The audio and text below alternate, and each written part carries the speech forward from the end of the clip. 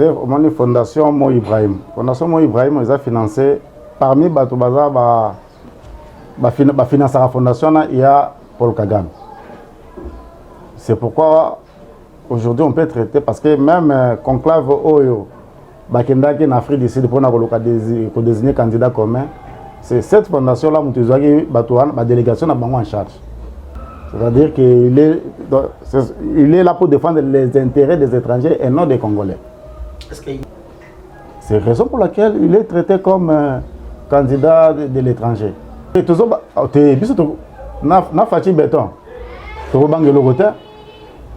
pense que Zolanda va tourner partout à Zokende. Malgré l'image de Zota Moussango, au Monaki Nagoma, Azoleka na marché à Birere, Moutounio soit les Kagoma et Biango. Population, cortège, Yemoko, population, c'est Awa, Fati, béton ou rien. La ville Oyo, alors qui soit disant, ils ont conquis pour naïe. Mais maman, à Kisangani, Azoy, population, Zolé, qui Zoyemba, Bissoto, voter à Fati. Ba image ezali bola na ba image oyo batie ba le vire wana te soko landi ba image oyo za bio okomona yango concurrent ya Fati Béton azate pression député européen mama liputa kwa sala nango nini soki alati wana nde et résoudre ba problème na te. Moi je trouve ça ce n'est pas important. Moi je te donne comme un exemple. Je pense que au kiko tambola na fona pour mona même affiche nangai eza nango mingi te.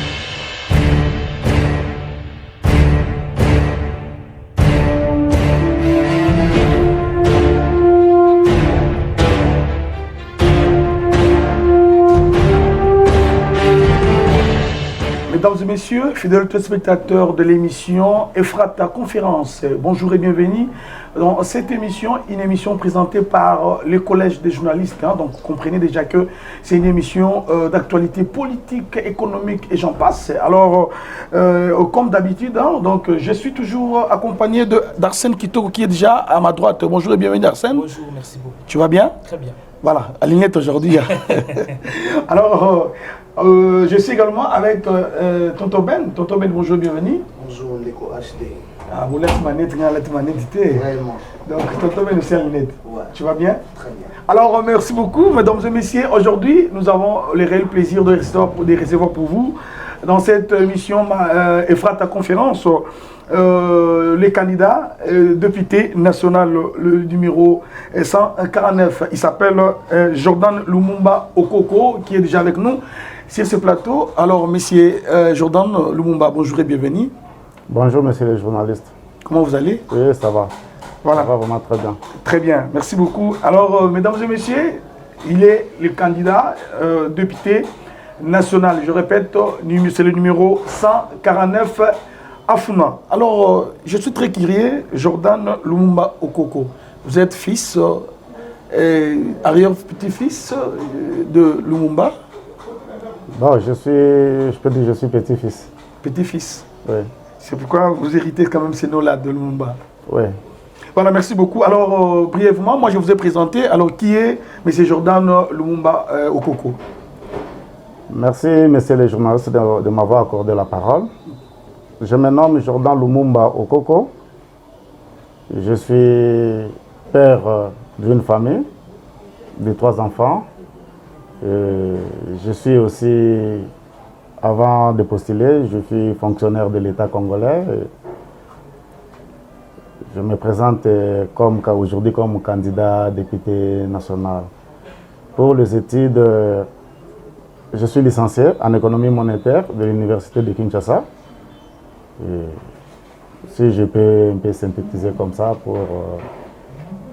si on part pour aller trop loin, non, ça va nous prendre... On n'arrive pas à vous situer parce qu'en regardant déjà, tant d'autres là, Nakatia, comment dirais-je, il y a Ninayo, et Simanayo, Tozomona Fatia Zawana, le président de la République, Tozomona Lumumba, on s'est présenté, mais en politique, en réalité, quelle est la position aujourd'hui de M. Jordan Lumumba Okoko? La politique, vous a place nini? La politique, na union sacrée. Toza dans le regroupement, il y a l'honorable président de l'Assemblée nationale Mbosoko Dia Mpwanga, qui est AAC, Alliance de l'entraînance pour la Convention. Parti politique, Naza membre, Nakatia parti, il y a très cher président Liwa, Gabriel Liwa. Le nom du parti, c'est le collectif des démocrates fédéralistes congolais. En abrégé, c'est DFC. Voilà, très bien. Maintenant, qu'est-ce qui vous a motivé? Parce que le but, vous avez des fonctionnaires de l'État. Les lobos et monique au Télibaya. Ma motivation, on a et où tu as pour les lots au côté de ma politique. Motivation, est indienne. Bon, pour dire que nous avons on dirait na côté si côté. Politique et pas na makela na bandi politique les lotés. Déjà je me rappelle à l'âge de 12 ans au quota déjà na maramba politique. OK. Mais c'est aujourd'hui une décision maintenant il y a aucun ko défendre ba intérêt ya funa. Na politique to salara déjà mais le londe une décision ya ko défendre ba intérêt ya funa parce que en regardant comment la jeunesse Afuna a évolué, et la jeunesse congolaise, on s'est dit qu'il y a de quoi à défendre cette jeunesse. Je peux dire aujourd'hui, si on regarde la majorité de la commune de Afuna, les jeunes et belés, tous à la traiter comme Bakuluna, comme désœuvrés. Alors que ce n'est pas Kuluna, c'est manque à Moussala. À cause de la 6 classe, pour Moussa les athées, atali effort nyonso na tangi et PC bakanda wana akovana na coin akomi a monter net moi ikiri eza bakanda wana mutu tangi. Imaginez na système éducatif na biso congolais pour aussi sa classe on bandi depuis maternelle mutu azo sala plus de 18 ans d'études pour avoir licencié et tala bane nyonso na mutu olekisika na ba école et aussi ici oluka musala boye musala ezate et bakanda wana na ba misale banoza la il faut la mwana ya il faut la na relation boye il faut la boye bakanda wana ba jeune belé ba se lancer na ba activité moko boye banti valeur et aujourd'hui avec ces soucis là ya koluka que ba jeune au lieu ba se lancer toujours na nini wana to meka un peu ko défendre c'est-à-dire proposer des lois et qu'on permettre que les jeunes wana ou à ces classes à se retrouver quelque part. C'est la raison pour laquelle autre postulé. C'est pourquoi vous êtes surnommé Lipamboli Afuna. Ouais. Et Lipamboli Nanzela n'est pas ce que les lobbies député national. Lipamboli Nanzela, il y a proposition, il y a la loi au biso tozan nango déjà, que notre représentant en a quatre Assemblée nationale. Et vous allez voter. Donc vous avez déjà des propositions de loi déjà? On a des propositions de loi où vous avez déjà pour que les lois jeunes, ceux qui sont jeunes, mutuna domaine. Et quand ça yo oyebi na okobeta balle. Quand même il faut se retrouver na koyeba kobeta balle na yoana. Yo sala ka armation. Parce que l'université ce n'est pas donné à tout le monde, obligatoirement que tout le monde ait une université. On doit aussi promouvoir talent inné à Moutou. Talent inné à Moutou. Et si moi soutien mon robot, et s'il y a des dispositions légales, et na Moutou mon robot pour encourager Batouana, de ko sala ki ebi sali susu o nyoso e batami na kati ya Moutou. Très bien. Jordan Lumumba. Aux candidats pour la Banafuna. Oui. On dit combien ma charge to kolobela Banafuna pour l'intérêt na bango. Alors ma question est de savoir pourquoi Banafuna il faut pas voter Jordan Lumumba. Bana Funa, pourquoi ba voter parce que d'abord, Nazoya ko défendre d'abord la priorité, ce sont particulièrement d'abord ils avaient intérêt à Funa, malgré en tant que député national, tout ce qu'on propose, ça sera, si c'est adopté, voté, ça sera applicable sur toute l'étendue de la République. Mais nous, toujours en tenant compte de la réalité, nous avons essayé un peu de généraliser en gros.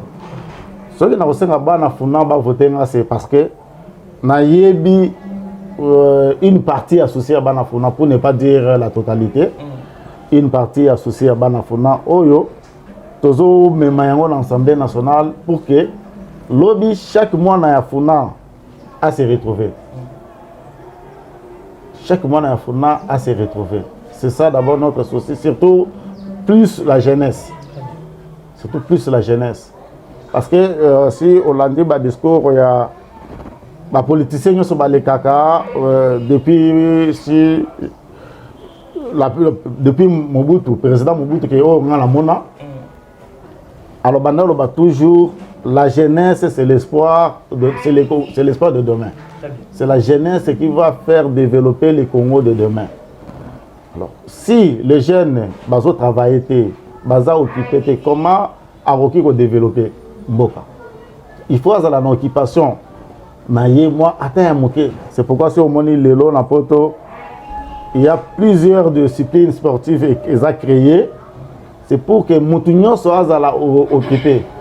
Tu vois, aujourd'hui, nous avons par exemple, il y a au Japon, va organiser Coupe du Monde, il y a tout pour le déchet. Voilà. Le côté déchet, il y a PC prix. Ce sont des idées que nous occupons, donc des idées que nous avons mappé en gros na Funa pour que regarde Funa n'engezali ceux qui kambola moké beti moyen au tia likoloboiser sous sauter. Mais M. Jordan, est-ce qu'il faut comme un député pour résoudre les problèmes à Funa? Non, oui. Oui. Pour moi, je peux dire oui. Pourquoi? Parce qu'il y a des dispositions légales où il faut les mettre en place. Parce qu'il y a des propositions où tout ça là, ils n'arrivent même pas à défendre cela. Nous, on s'est dit que nos idées, tout ce qui est comme notre pensée, c'est mieux que nous-mêmes nous soyons là-bas pour défendre ce que nous passons et ce que la jeunesse est en train de nous confier comme charge, comme problème de la Funa. Tout mettre en gros sous forme de la loi. Et ça permettra maintenant, lorsqu'il y a les dispositions légales, ça permettra même d'autres sponsors. D'autres personnalités peuvent venir d'ailleurs pour venir appuyer peut-être ce que nous allons commencer à entreprendre pour un peu occuper la jeunesse de la Funa. Funa est dans combien de communes? Est-ce que vous avez l'idée? Oui, Funa est dans 7 communes. 7 communes. Oui. Très bien. Alors, le problème, il y a pas Funa. Au moins, il y a Funa. Personnellement, c'est un problème. Le problème de la Funa, je peux dire d'abord, pour la jeunesse, il y a le problème d'abord, il y a Moussala, il y a Missala. À part cela, on a un problème sérieux, il y a ce que vous avez regardé, environnement. Il y a Funa, où beaucoup de niveau boucher, il y a assainissement et ça les marathés. L'autorité urbaine, les autorités urbaines, je peux dire cela parce que si on tient compte de toutes les 7 communes, n'arrivent pas à organiser les assainissements comme à l'époque de feu maréchal Mobutu, on voyait chaque samedi Salongo pour essayer un peu de déboucher le niveau. Au moins, ce sont des problèmes réels. Il y a aussi des problèmes à Maï, où ils ont dérangé, surtout on a une partie à Bumbu, Makala. La régie des eaux a offert bango vraiment maïté. Ils vivent souvent là-bas, il y a forage, au moins là forage, mais sous ces à propriété. Ça ne permet pas, ce n'est pas bien pour la consommation et l'utilisation, mais les gens, par mesure de force, ils n'ont rien, ils n'ont pas d'autres sources, ils sont obligés Donc ça, les là-bas, donc il y a tant de problèmes comme ça et qu'on a essayé un peu de répertorier. Et il y a d'autres que nos bases, nos amis qui sont aussi à la FUNA nous amènent. Il y a tant de problèmes comme ça que c'est ce qui nous dérange un peu. Ndeko Jordan, merci na yokio na koloba. Mais na FUNA toza na ba tête d'affiche ebele bobangeza te. Heureusement ba tête d'affiche toza na compétition. Na compétition il y a peut-être bon ceux qui ont ba tête d'affiche par papier oui. Oyo conception ya bateau mais na compétition il n'y a pas de tête d'affiche. Biso nyoso tozokende na bitumba. Moto na moto azana discours na azokende nango envers même population à FUNA et c'est la population à FUNA moto a juger. Peut-être oyo ça la lision à la tête d'affiche.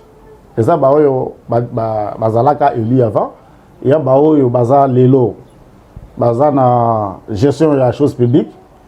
Population a apprécier mandat na bango oyo population a pesaki qui na tinda ki okuna pour ça olo belanga boyo sala boyo. Quel est le résultat aujourd'hui? Et la population va voir bah idée au biso tozo ya nango et c'est la population qui va juger na banga raté. Je dis toujours que moi il y a un seul adage oyo na latango lanzoto na ngai ya Nelson Mandela qui avait dit que dans sa vie, dans ma vie, je n'ai jamais échoué. Soit je réussis, soit j'apprends. Et pas dans l'échec que ça l'a raté. C'est pour te dire que non, on a bien raté. D'ailleurs, j'aime la compétition. Parcours dans la vie, ceux qui relater moi c'est la compétition. Moi j'aime la compétition pour me distinguer dans cette compétition. Ndeko Jordan. À 90%, il y a des candidats qui sont postulés. Il y a des fiches, il y a des Sima, il y a des flyers, il y a des banderoles. Est-ce que na Sima wana bilongo boyebi nazwa te le quoi déjà na Sima ya Fachi ba opesa ngai ba voir facilement? Non, ce n'est pas ça parce que ce qu'on a lu le long na FUNA tous a 12 sièges. Nombre de candidats au-delà de 800. Et comme on l'a dit, à 90%, Batunyo Sabatier, photo à Fachi. Ceux qui ont on prend seulement exemple 800. Ceux qui ont 90% 800.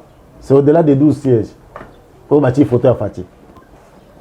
C'est pour dire que non, ce n'est pas ça. Moi, personnellement, ceux qui n'ont pas Fachi parce que je crois dans la vision naïe. Je fais partie des rares personnes, je le répète, rares personnes, Oyo, Bandima que Fachi va gagner les élections en 2018. Avant même que Fachi ait la campagne. Lorsque Fachi s'est retiré dans Genval, moi j'ai dit aux gens, c'est Fachi qui va gagner les élections. Personne ne m'a crié. Il y a les gens même qui ont dit que non, on peut parier tout ce que tu veux. Et j'ai fait tout. Je les ai dit que non, moi, Fachi va gagner les élections. Donc moi, je crois à la vision de Fachi. Pourquoi je crois à la vision de Fachi? Parce que avec Fachi, il y a un début de changement. Sur presque tous les plans. Malgré que ce n'est pas lui qui va amener le Congo à la terre promise ou certes au développement, mais Fachi est là pour tracer le chemin. Parce qu'on voit aujourd'hui l'IGF est ressuscité, chose qui n'était pas avant. Parce qu'avant l'IGF était là, pour venir dans votre ministère, il faut que vous, ministre, vous puissiez l'appeler. Mais aujourd'hui, ce n'est plus comme ça. L'IGF est là pour un peu patrouiller là où il y a ne fût-ce que 1000 francs de l'État congolais. Malgré le travail n'est pas encore parfait, comme c'est un travail de gens, il ne manque pas des imperfections, mais on sait que non, ça va arriver. Et la liberté aujourd'hui d'opinion ou d'expression des opposants par rapport au régime.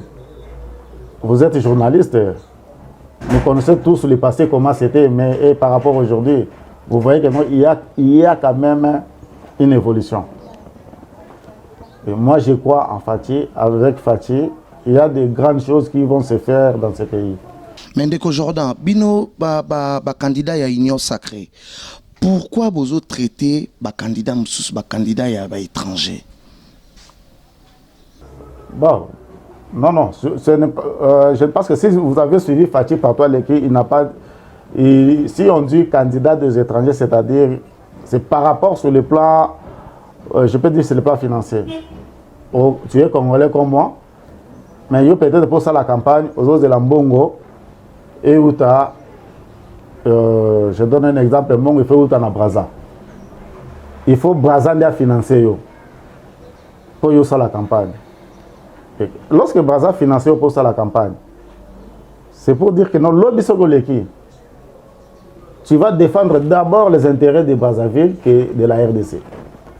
C'est pourquoi, heureusement, on a besoin de qualifier Batoumoussoussou comme candidat de l'étranger. Tu vois? Mais si tu bats campagne, comme moi qui vous parle, je fais la campagne avec mes propres moyens. Il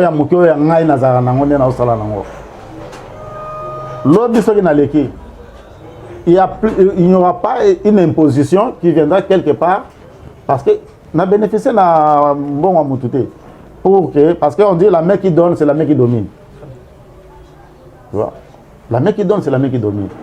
Quand tu n'as pas réussi, il n'y aura pas la domination sur vous. Mais si tu as réussi quelque chose de quelqu'un, cette personne-là viendra vous dominer.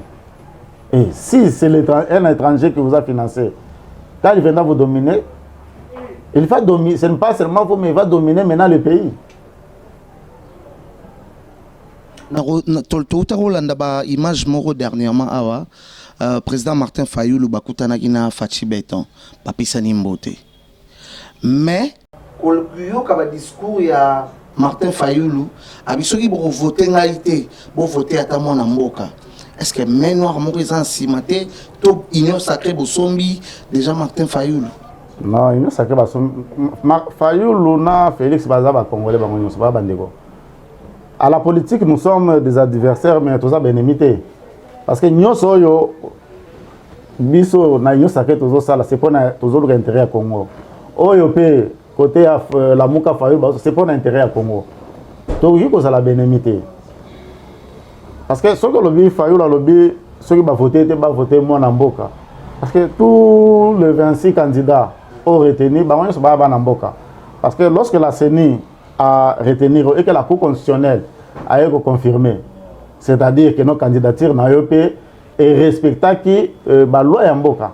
Parce que s'il y avait un étranger à Kati parmi les 26, je ne pense pas si la Cour a négligé sa candidature. Ce qui Cour constitutionnelle les lois les c'est-à-dire que nous sommes baza congolais. Mais l'engagement peut-être au président Fayoulou Alobaki, ils ont engagé.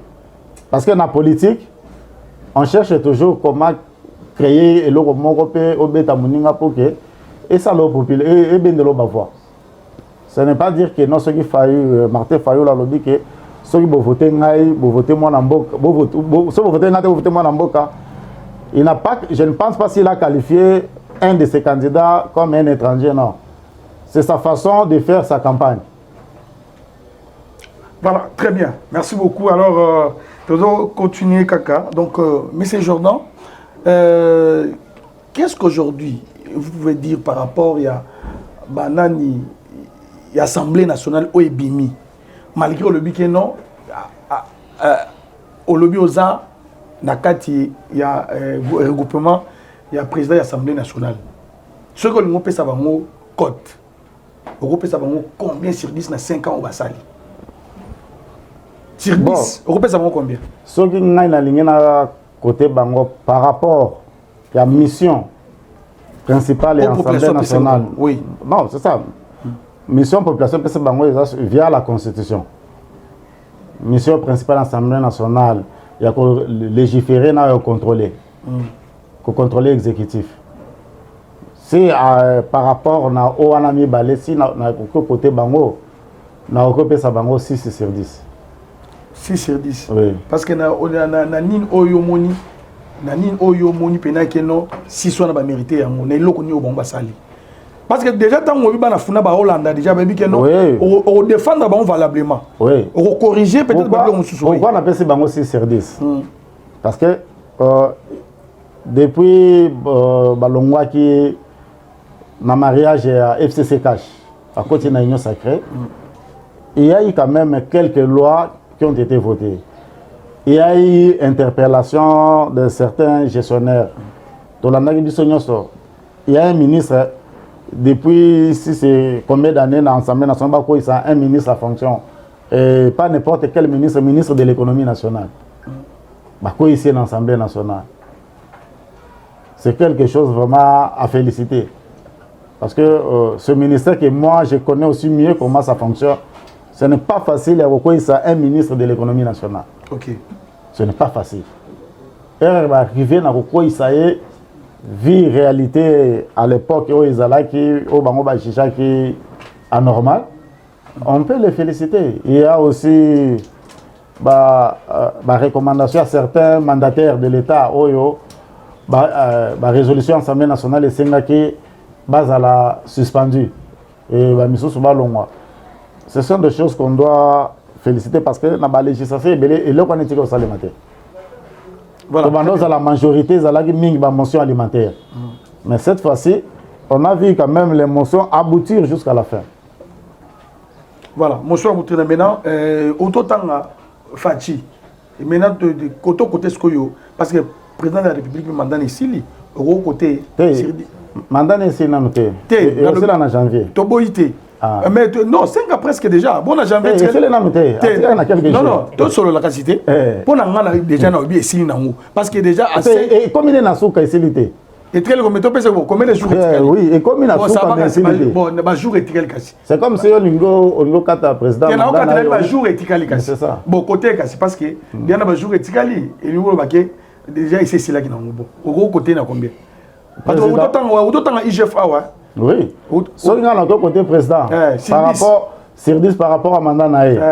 Na opesa 7 sur 10. 7. Na opesa 7 pourquoi? Parce que au début il a connu vraiment un problème sérieux à gestion. Avec la coalition FCC Cash, ce n'était pas facile la gestion. À part cela, il y a eu Covid-19 au Yaki. Et je peux vous dire clairement que l'économie congolaise n'a pas une économie extravertie. On dépend plus de l'extérieur. Et lorsque on a la frontière, tu vois que l'économie n'a pas essoufflé. Mais malgré cela, le président a période où on a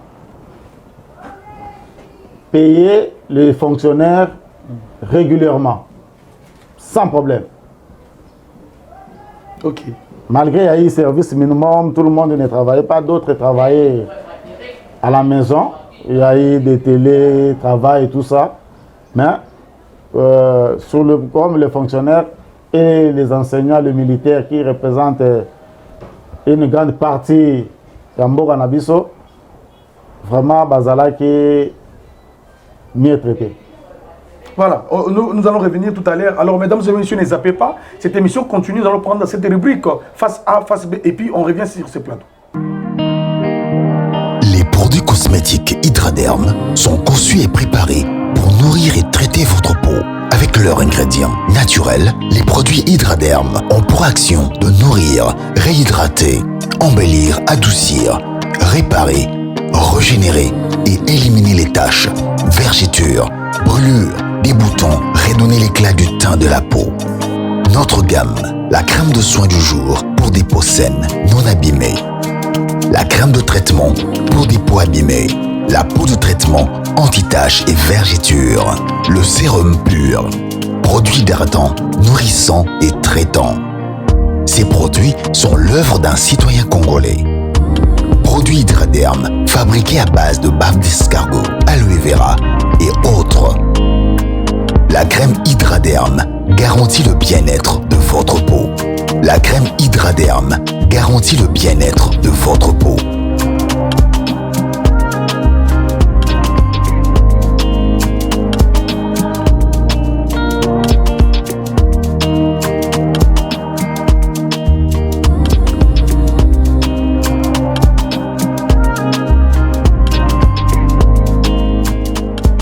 Alors, merci beaucoup. Nous sommes de retour sur ce plateau. Vous avez suivi cette rubrique face A, face B. Cet espace, c'est pour vous, mesdames et messieurs. Si vous voulez qu'on puisse vous connaître, soit votre produit, votre maison, ne doutez pas de nous appeler. Cette émission, c'est à vous. Alors, nous continuons avec l'honorable, comment dirais-je, l'honorable Jordan, le numéro 149 Founan. Hein? Founan, il est avec nous sur ce plateau. Alors, monsieur Jordan, monsieur 149. Les lobos Otangi, IGF. Pendant IGF, ils ont travaillé. Et bon, ici, Nini, la vie de la population congolaise, pardon. Et bon, ici, Nini, les Bouma congolais, parce que les Bouma, ça ne va pas toujours. IGF et bon, ici, les Bouma congolais. IGF a salé l'action et belé. Parce que, dans le débat, nous, c'est ça, le maramem, la balabala. Tu vois, niveau, il y a. Il y a pouvoir d'achat congolais, n'engé komaki. Ce n'est pas ce que j'ai fait maintenant, le long directement, ils ont des bateaux magiques, malamoko et l'ongawane comme maboy. Nous sommes tous dans l'ango malem. Parce que, avant Fati, le trésor public n'a pas recettes, ou soit budget n'a pas évalué, qu'on a évalué à peu près 4 milliards. Donc l'équivalent de 4 milliards de dollars américains. Mais avec rapport à IGF, on a encadré les recettes. Et à commis qu'on suivre les dépenses aujourd'hui, tu commis un budget, il y a 16 milliards.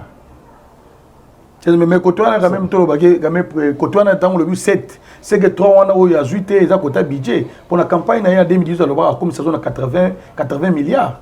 Non, peut-être on a eu un discours à présenter. Après ça, 80 milliards. On a 10 ans à l'époque. Après ça, on a 10 ans. C'est-à-dire que 80 divisé par 10, ça te fait 8 milliards par année. Mais il y a combien à 16? C'est-à-dire à doubler dans le premier taquet. 80 milliards, c'était pour 10 ans. Maintenant, il y a une année, parce que par année, normalement, ça devait être 8 milliards. Mais maintenant, là, par année, il y a combien à 16 milliards. À doubler le budget OEA à l'Obaki. Quand double budget on a un gros homme na lelo tozana ba fait entraînement ils a belé ce qu'on a dit programme à 145 territoires mais c'est les journalistes je ne sais pas ce qu'on a Congo profond parce que tout le bagaming Kinshasa n'est pas le Congo oui suite au lingo y ba réalité et une grande réussite plutôt à chef de l'État qui est dans le Congo profond. Je te donne l'exemple d'un enseignant. Ok, je te donne l'exemple d'un Équateur. Ozo Longwa, Gemena, Ozo Kende Guado, na Bamboka Yakatiwana. À l'époque, avant gratuité, l'enseignant, bon, abandon touché, tourner autour sur ces 100 000, sur ces combien là. Mais avec la gratuité, les lots enseignants ont commis 300 quelques. Ok, na bamboka wana ya kati. Mutu auti ko bomanyama ya munene na zamba zobi manango. Alubi nyama mutu akoki ko somba na mboka eza kaka papa molakisi. C'est-à-dire c'est papa molakisi ne ba ko mozo yeke no mutu ambongo na mboka.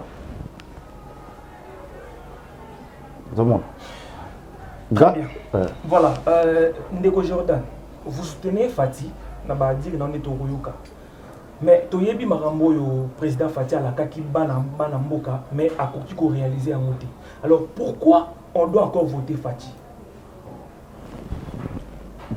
Pourquoi on doit voter Fati? Au moins makambo oyozolo ba Fati alakaki a réalisé, ce n'est pas la totalité, c'est une partie. Voilà. C'était dû. Il y a un problème oyo na outi ko expliquer et il a perdu presque 3 ans. Avec Mbutu et avec l'FCC Cash. Na Covid a vraiment une grande partie de la gestion. Pourquoi on doit voter Fati? Voilà. Parce que il faut on regarde d'abord la volonté de la personne. sa volonté de faire quelque chose. Parce que tout ce qu'il a promis, quand Fathi a pris le pouvoir, il a promis la gratuité de l'enseignement.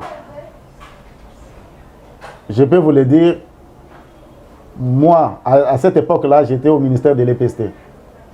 On ne donnait pas la chance. On ne donnait pas la chance à Fathi que cette gratuité va réussir. Et je fais partie de la petite équipe qui a travaillé sur le budget de la gratuité. Tu vois, le budget, quand Fathi avait parlé de budget, il avait parlé de la gratuité. Le budget qui a circulé, même dans les médias internationaux, en parlant que non, la gratuité en RDC coûte à peu près 3 milliards de dollars par an. J'ai fait partie de l'équipe qui a travaillé cela. Très bien. Et tu vois, chez nous ici au Congo, c'est la volonté politique pour faire booster beaucoup de choses. Et Fathi a cette volonté-là. Aujourd'hui, avec son programme de 145 territoires, allez voir les écoles à l'arrière-pays. Il y a eu des territoires où un chef de territoire, son bureau était sous les manguiers. Mais aujourd'hui, il a un bureau là, très bien. Il y a l'électricité, là on voit les panneaux solaires, tout ça. Tu vois que non, il a valorisé même son représentant au niveau des territoires. Et ce n'est pas peut-être c'est le début, ce n'est pas la fin. Avec la gratuité de la maternité. Aujourd'hui à Kinshasa, ton épouse va accoucher gratuitement. Tu ne vas rien payer à l'hôpital. Rien. À part acheter les pampers et tout ça pour l'enfant. Tu ne payes rien.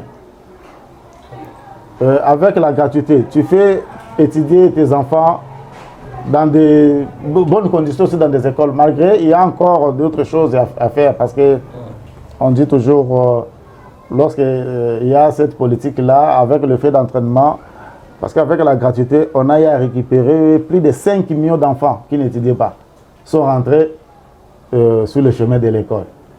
Alors, si ces enfants restaient toujours comme ça, tu vois que non, c'est un autre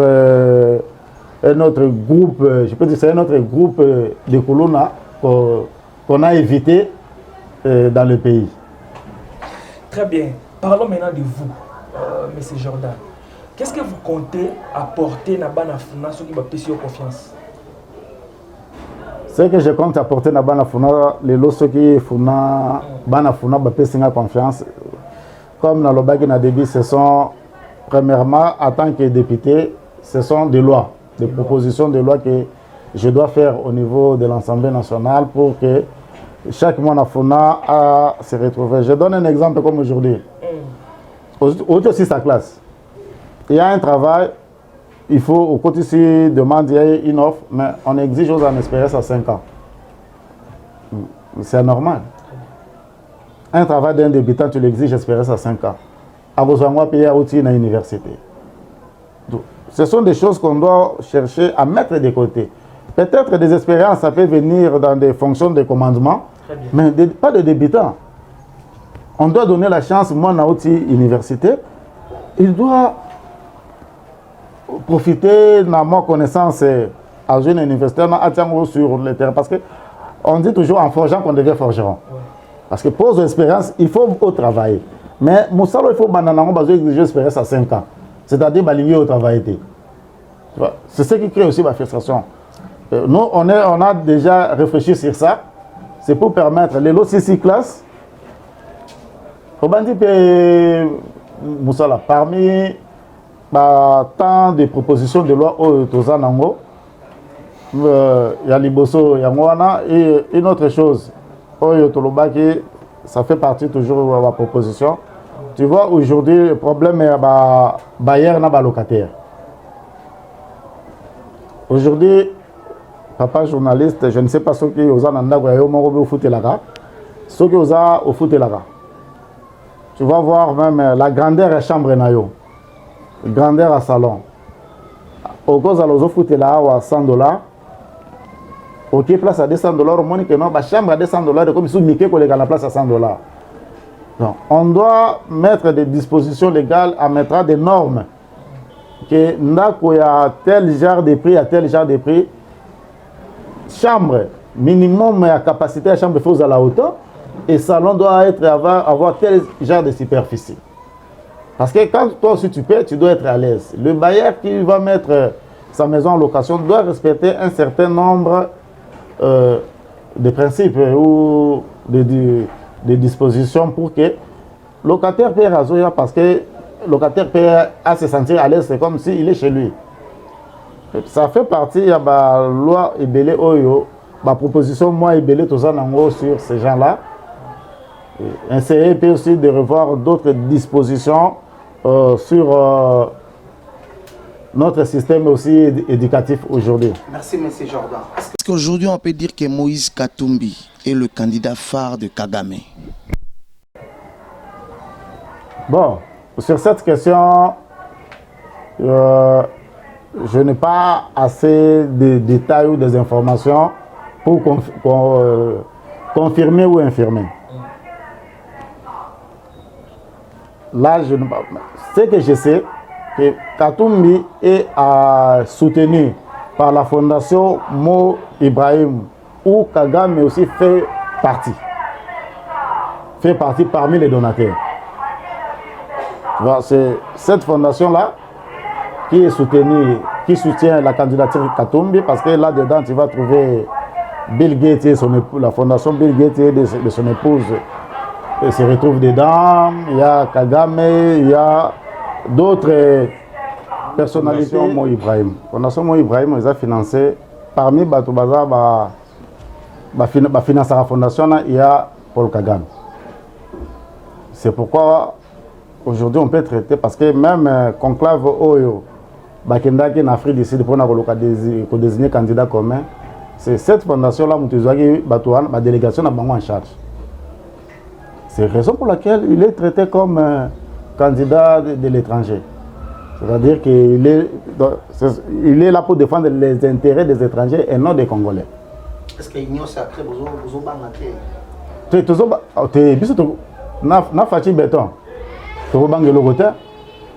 je pense que Zolanda va tourner partout à Zokende. Malgré l'image de Bazota Moussango, au Monaki Nagoma, Azoleka na marché à Birere, Moutounio soit les Kagoma et Biango. Population, cortège, Yemoko, population, c'est Awa, Fati, béton ou rien. Ba maman, Yota Rasoui, ba maman, Baboyo, Olega Nengenin. C'était même maman qui s'engage. La ville Oyo, alors qui soit disant ils ont conquis pour naïe. Même maman a qui s'engage. Azoé population zolé que zoyemba, biso to voter à Fati. Ba image zali. Bola nara ba image Oyo bâti ba les vire wanate. Soko landi ba image Oyo za bio au mona yango. Conquérir à Fati béton azate. D'ailleurs boti comme on a na Lubumbashi, biloko Fati a sali. Au mona communion. Il y a un président avec sa population. Zela Nyoso wana longo Lubumbashi, Likasi, Funguume, jusqu'à Koma Kolwezi. Tu vois la communion d'un président. Partout, Fati a l'équipe. Fati ou rien. Et c'est Jordan, la campagne Nayo. Na Funa Mobimba, on gagné déjà confiance à la population, combien de pourcents? Oui, sur le lobby Nafuna, combien de pourcents? Parce que Nafuna, il y a eu 1 million, quelque chose, quelques 0,37 000 enrôlés comme ça. Je suis trop sûr et convaincu. Au moins 30% de la population n'a pas voté. On gagne déjà confiance dans Bango. Ça, c'est le minimum. Est-ce que ça sera utile un député ou à postuler? Après ça, maman, bassin, Maputa, Lipa, Maï, pour voter. Non, là, au moins c'est ça, c'est la corruption. Député, européen, sa maman, Liputa, quoi, ça l'a l'angonine. Ce qui est là, tu as et résoudre le problème. Moi, je trouve ça, ce n'est pas important. Moi, je te donne comme un exemple. Je pense que, au Kikotam, pour moi, même la fiche n'angaï. Ils ont mingité. Biso topté campagne à porte par porte. Kende solo là, Namutu, Ayokio, a posé aux questions, a posé aux problèmes naïe. Qu'est-ce que la personne pense sur Funa? Ce sont les éléments où ils sont très importants. Mais oyo et comme il salema au bengisi bateau, au PC bateau à $20, $20. Tu ne fais rien parce que tu n'as pas le vrai problème de la population. Bah exprimer le problème là-bas. Les gens sont venus seulement pour prendre de l'argent. Parce que les lots, monsieur les journalistes, la population n'a pas besoin de les faits, Etienne Tshisekedi wa Mulumba de res mémoire, assez à Fungola biso miso. Alors biso les politiciens aye, abengi yo na meeting ya kozwa polo, basé à mapa boye. Combien tu ngisa na ote zoa parce que za mbongo na yo ayibaki ndaye kozongisela yo. Ce n'est pas un peu na ngonde ba voter mutu. C'est une autre forme de corruption. D'ailleurs, c'est par la loi électorale prochaine, il faut interdire Jacques Biloko wana. Voilà, merci beaucoup Ndeko Jordan. Mais le lobby, c'est comme si l'élection, il y a 2023, c'est comme si c'est des copies-collées. L'élection 2018, c'est des copies-collées. Même Bino Bongone aux années Bino, il y a la stratégie au Kabila Sala qui en 2018, il y a un peu Bino na FCC, et pardon, dans l'Union sacrée, opté. Pas de. Oui, allez-y. Non, ce n'est pas du copier-coller. Parce que la centrale électorale, c'est une société d'abord qui est indépendante. Nanga avait sa politique. Kadima aussi a sa politique et a sa vision de la Matamana. Dès le départ, personne n'a donné à Kadima la chance d'organiser les élections conformément à la Constitution, en respectant les délais constitutionnels. Personne n'a donné la chance à Kadima. Et depuis le début, Kadima disait toujours qu'il y aura élection le 20 décembre 2023. Personne ne lui a donné cette chance-là. Et aujourd'hui, il est en train de réaliser toutes ses promesses. Tu vois. Pour dire que non, c'est des copier-coller.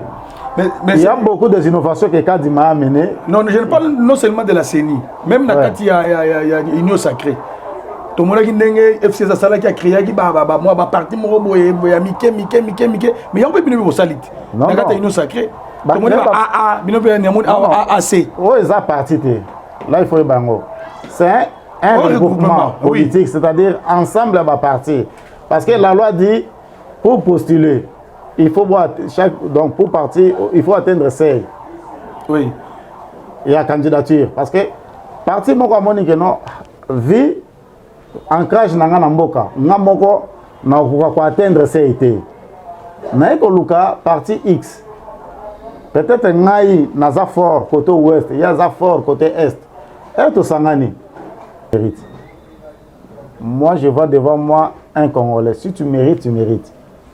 Si tu ne mérites pas, tu ne mérites pas. Attends, les qui ont un tigre la libellé.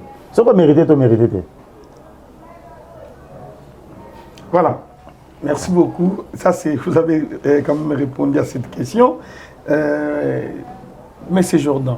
Vous entendre parler comme ça, il y a même vos électeurs de Founan sont flattés. Même les journalistes aussi, Netofani Boye. Ni les carana politique ya Congo. Avant les lobos na funa ba pognon na noté, l'élection na salamité aux autres projet qui toko, projet de loi, ma qui toko, mais c'est que le local a voté OK na parlement kuna, mama qui toko aux autres ba tout monde na mosouté. Qu'est-ce qui se passe dans la politique à Congo? On za ba oyo ba kendara neti oti botunanga soki nazokende politique pour na s'enrichir. Ozomona. Ngana ke pour na ko défendre. Comme on a c'est le Mumba, je ne peux jamais d'abord trahir ce nom-là. Je ne peux jamais. Et c'est l'effort que je fais partout où je passe de ne pas trahir les noms. Si tu peux faire tes investigations partout où moi j'ai y à passer, on te dira, il n'a jamais trahi son nom.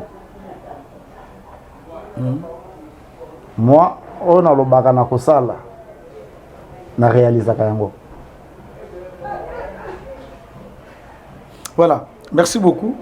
Le dernier mot, Tala Pena Caméra. caméra no yango tala yango pena bien opesa message ya suka na bana bandalungwa na bana ngiringiri na bana kasavubu na bana kalamu na bana makala na bana bumbu na bana selema oyo ba na biso étant que ni le numéro 149 ya Funa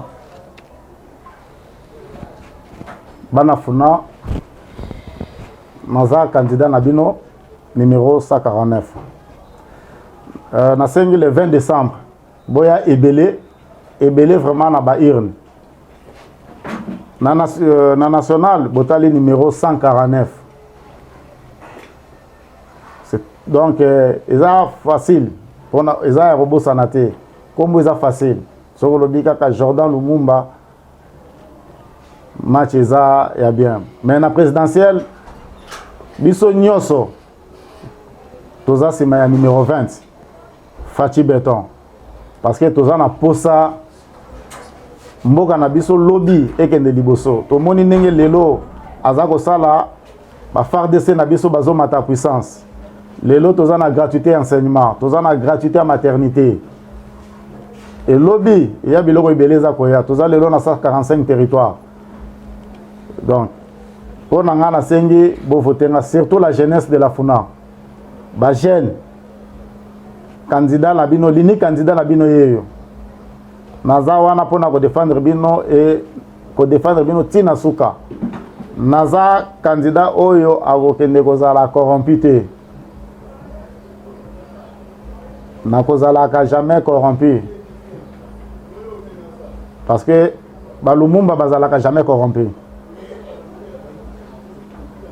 tozalaka jamais corrompu oyo tokanaka nde tosalaka souci na biso ezali ke peuple azala kimia po aza na mboka na ye na place moto nyonso azali a se retrouver yango naza kosenga bino bo voter massivement numéro 149 pour na Funa bana ya bandali ngiringiri kasavubu kalamu bumbu selembao makala bino nyonso le 20 décembre mbula ebeta te tokuta na ebele na bair numéro ezakaka moko na député national numéro 149 voilà c'est le ticket gagnant. Très bien, merci beaucoup. Alors, mesdames et messieurs, c'est la fin de cette émission. Merci beaucoup à toute l'équipe technique qui est en place à la caméra. Nous étions avec ce qu'on appelle Eboubé Bafanda Nzambé, l'ingénieur Bravour Chimanga et pourquoi pas le cordon Beloti Kadi.